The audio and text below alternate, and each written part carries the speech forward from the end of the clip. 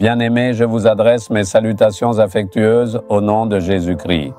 Comment allez-vous? Êtes-vous en forme? Il semble que vous n'allez pas bien. Vous êtes touché d'une certaine manière. Il y a de la souffrance et des blessures dans votre cœur. C'est pourquoi le Seigneur m'a ordonné de vous adresser une parole qui vous convient. Il y a une blessure dans votre cœur.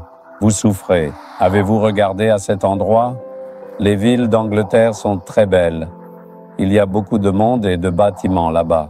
Si nous sortons de ces villes, il y a des endroits encore plus beaux. Il y a des zones rurales, des villages qui se trouvent à la périphérie des villes. Avez-vous vu cela? Il y a des régions montagneuses dans ce village. On y trouve des prairies et des champs prospères. C'est très prospère. Vous voyez ici des troupeaux de moutons en train de paître. Nous pouvons voir ici de nombreux moutons, vaches et chevaux dans de grandes étables. C'est très beau à voir. Voici la périphérie de la ville. Ce sont des zones rurales. Vous demandez peut-être, d'accord, quel est le message du Seigneur pour moi aujourd'hui? Dans Ésaïe 51, 12, le Seigneur dit, « c'est moi qui vous console. » Le Seigneur dit, « Mon fils, ma fille, je suis le Seigneur qui te console. » Tu es affecté par quelque chose aujourd'hui. Il y a une douleur dans ton cœur. Il y a un chagrin que tu ne peux pas partager. Tu as peut-être envie d'entendre une parole de réconfort. Le Seigneur dit, « C'est moi, oui moi, qui te console. » C'est-à-dire, je connais la souffrance dans ton cœur. Je sais que tu es affecté. Je sais que ton cœur aspire à être consolé. Je sais que tu attends et que tu espères entendre une parole de réconfort de la part de quelqu'un. Ce ne sont pas les hommes, c'est moi, le Seigneur, qui te console. Le Seigneur Jésus-Christ te parle aujourd'hui. À l'époque où Jésus était dans ce monde, il s'est rendu dans un endroit appelé Naïn. Quand il est arrivé là-bas, le fils d'une veuve était décédé. Il y avait un cortège funèbre pour l'enterrer. Jésus est entré dans ce village avec ses disciples. Beaucoup de gens sont sortis. Tout le village était dehors. Pourquoi? Parce qu'elle était déjà veuve. C'était une femme qui avait perdu son mari.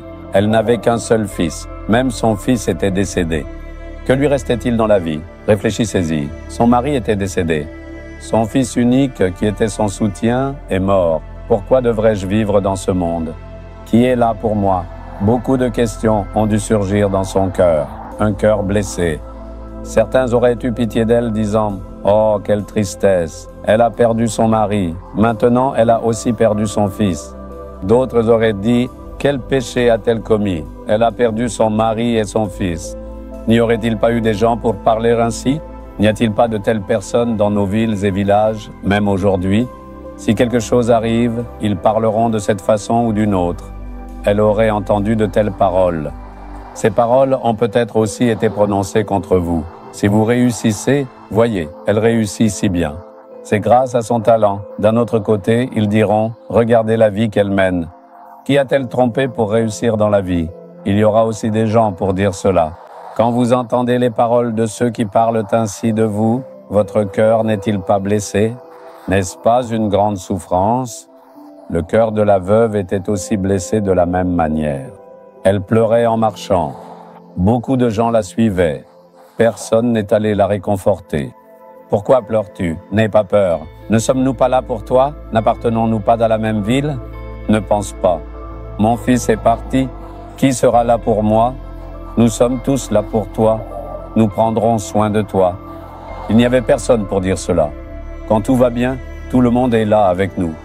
Si nous sommes rabaissés, ils tourneront la tête comme s'ils ne nous connaissaient pas. Voilà la réalité du monde. De la même manière, il y avait une foule immense venue pour les funérailles, disant que les habitants de la ville devaient être présents. Personne n'est venu la réconforter. Quand Jésus a vu ses larmes, il s'est approché d'elle. Quand il a touché le cercueil, tout le monde s'est arrêté. Quelqu'un est venu. Il ressemble à un prophète. Jésus est allé directement vers la veuve et lui a dit « Femme, ne pleure pas. » Il a d'abord prononcé une parole de réconfort. « Ne pleure pas. Je ne peux pas supporter de te voir pleurer. Ne pleure pas. » Il a d'abord prononcé une parole de réconfort. Elle a dû se demander « Personne dans cette ville ne m'a adressé une parole de réconfort. » Quelqu'un vient et me parle. Il ressemble à un prophète. Il est venu comme Dieu. Elle aurait regardé Jésus en larmes. Les larmes auraient coulé de ses yeux. Jésus a vu son cœur brisé et blessé. De simples mots ne pouvaient pas la réconforter. Elle avait besoin d'un miracle. Le Seigneur Jésus ressuscite le jeune homme d'entre les morts. Il a dit « Jeune homme, lève-toi ». Il a retrouvé la vie et s'est levé. Quelle a dû être l'émotion de la mère? Ses larmes se sont transformées en larmes de joie. C'est alors que la véritable consolation a dû entrer dans son cœur. Jésus est venu pour essuyer ses larmes et la réconforter. Jésus te parle aujourd'hui pour essuyer tes larmes et consoler ton cœur blessé. Le Seigneur sait que de simples mots ne peuvent pas te consoler. Tu as besoin d'un miracle. Tu as besoin d'un miracle dans le domaine où tu as été touché. Jésus accomplira ce miracle aujourd'hui dans ta maison, ta vie, ton bureau, ton ministère et ton entreprise. Qu'est-ce qui t'a affecté? Que doit-il se passer pour que tu sois consolé? Tu verras Jésus accomplir un miracle aujourd'hui dans cette situation. Crois-le. Le Seigneur qui a accompli un miracle et apporté la joie à une veuve qui versait des larmes, il accomplira un miracle pour toi aujourd'hui. Je le crois. C'est pour cela qu'il te parle à travers cette parole. Il dit « Moi, oui moi, je suis celui qui te console. Seigneur, le cœur de ce fils, cette fille a été blessé.